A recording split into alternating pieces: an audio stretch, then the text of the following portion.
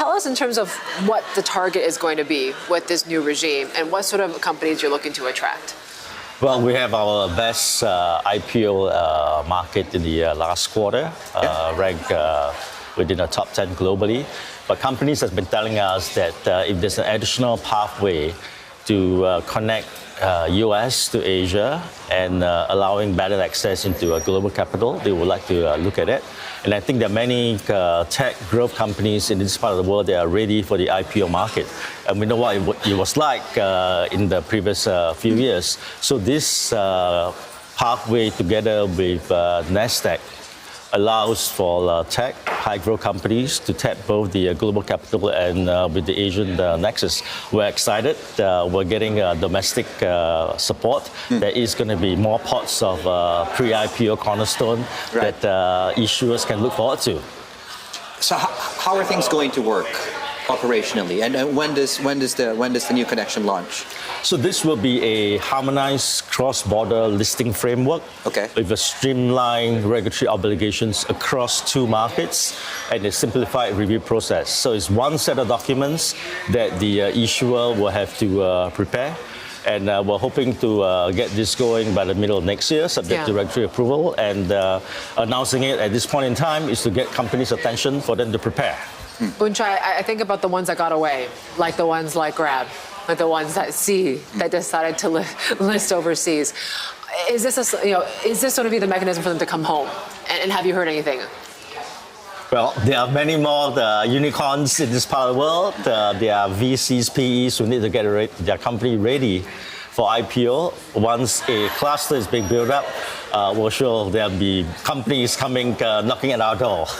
Right. Have you worked out some of the initial numbers? What are your initial expectations on financially and tangibly how the business is going to feel the positive impact of this? We have in the last few months embarked on deep, broad consultation with the ecosystem.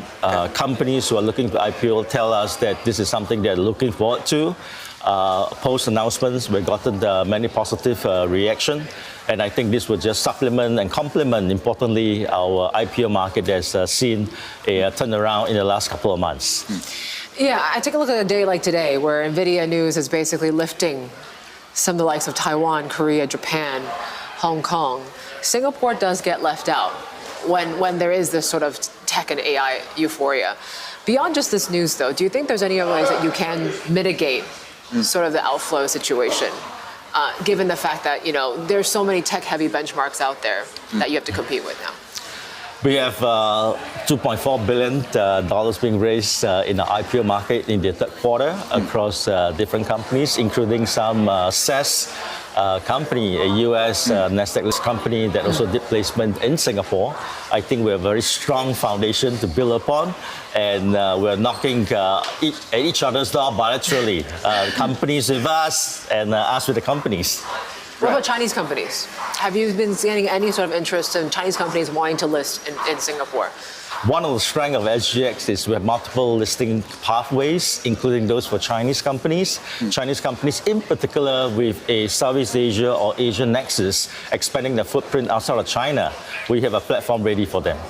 Right. And I think just to build on what Yvonne, and you mentioned, of course, a lot of the big tech and unicorns that are looking to list in Southeast Asia. I mean, I just look around on the way from the airport. You really feel that this is really an innovative city. And I wonder whether the representation within the index itself and what the exchange is looking to do to enhance the tech and AI representation within the market. Yeah, so the sector aside, we've taken the big step to have what we call the Next 50 index, which will really capture many of these companies, not just tech unicorn, but in the space where their size may be overlooked because they're not in the index, and we're ready to try and include some of these companies. Okay. Next 50.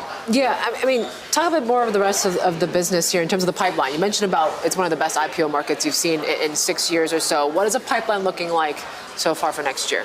Well, we have over 30 companies in the pipeline, and that's growing. And pipeline for us is defined as companies who are working with advisors preparing for an IPO on SGX. And with news like that, work that's being done by the broader ecosystem through the review group, we're hopeful that our pipeline will continue to grow, and importantly, making sure it's an efficient process for issuers. Looking at next year, what specific targets do you have for the business, including discounting, of course, this new connection that's going to kick in middle of next year? How much growth do you see in the overall business? Come next Monday, we're launching a institutional grade perpetual futures, and that's to create the regulated plumbing for institutional investors looking to access the crypto market. We're also expanding our FX business.